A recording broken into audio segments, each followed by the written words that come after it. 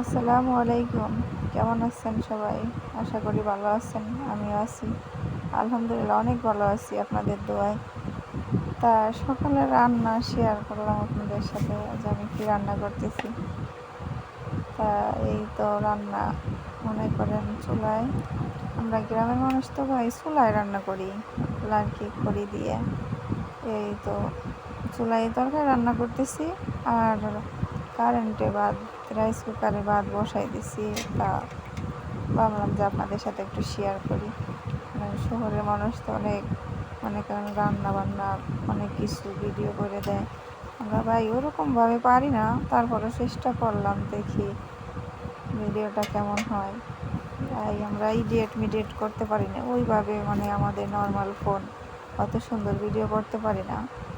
তারপরও মনে করেন সবার তো শখ থাকে, তাই একটু ভিডিও করলাম। যে জানি না আপনাদের কেমন লাগবে, মানে আমার ভালো লাগা থেকে একটু করলাম ভিডিওটা।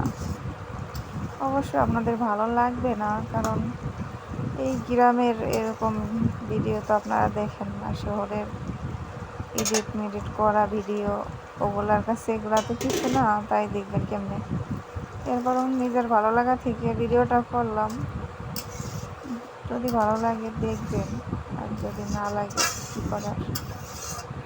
তা রান্নাটা দেখলাম যে আলুটা সিদ্ধ হয় না, এর কারণে আর একটু পানি দিলাম।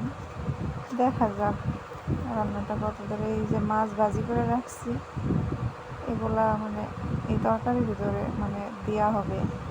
এই তো আমার রান্না শেষ। এই তো এই যে